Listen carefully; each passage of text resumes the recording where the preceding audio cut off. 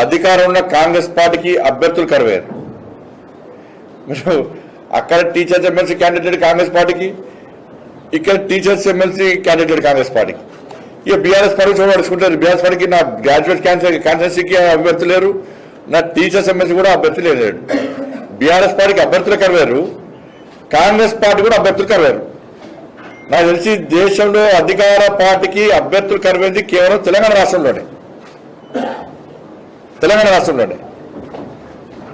ప్రజలందరూ నవ్వుకుంటున్నారు. అదే కాంగ్రెస్ పార్టీ పరిస్థితి గిదా. అభ్యర్థులు కరువైన పార్టీ కాంగ్రెస్ పార్టీ, అభ్యర్థులే లేని పార్టీ బీఆర్ఎస్ పార్టీ. కాబట్టి మాకు పోటీ ఎవరితోని? కాబట్టి మాకున్న క్యాడర్, మేము చేసినటువంటి పోరాటాలు కానీ ఇవన్నీ చూసిన తర్వాత ఇలా భారతీయ జనతా పార్టీ 3 ఎమ్మెల్సీ స్థానాల్లో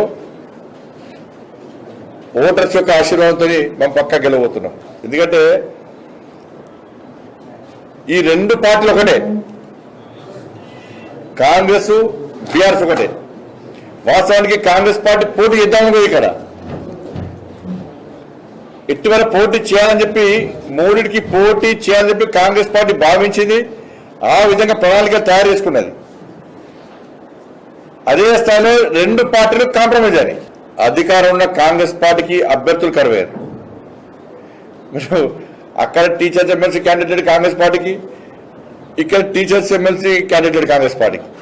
ఇక బీఆర్ఎస్ పార్టీ చూడబడుచుకుంటారు. బీఆర్ఎస్ పార్టీకి నా గ్రాడ్యుయేట్ కాన్స్టిట్యున్సీకి అభ్యర్థులు లేరు, నా టీచర్స్ ఎమ్మెల్సీ కూడా అభ్యర్థులు లేరు. బీఆర్ఎస్ పార్టీకి అభ్యర్థులు కరువేరు, కాంగ్రెస్ పార్టీ కూడా అభ్యర్థులు కరువేరు. నాకు తెలిసి దేశంలో అధికార పార్టీకి అభ్యర్థులు కరువేది కేవలం తెలంగాణ రాష్ట్రంలోనే. ప్రజలందరూ నవ్వుకుంటున్నారు. అదే కాంగ్రెస్ పార్టీ పరిస్థితి గిదా.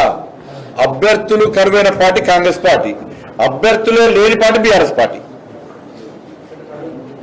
కాబట్టి మాకు పోటీ ఎవరితోని?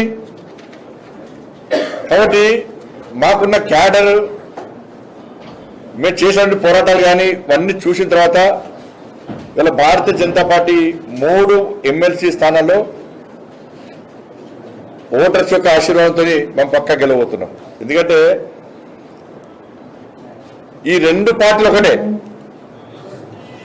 కాంగ్రెస్ బీఆర్ఎస్ ఒకటే. వాస్తవానికి కాంగ్రెస్ పార్టీ పోటీ చేద్దామని ఇక్కడ ఇటీవల పోటీ చేయాలని చెప్పి 3కి పోటీ చేయాలని చెప్పి కాంగ్రెస్ పార్టీ భావించింది. ఆ విధంగా ప్రణాళిక తయారు చేసుకున్నది. అదే స్థాయిలో 2 పార్టీలు కాంప్రమైజ్ అని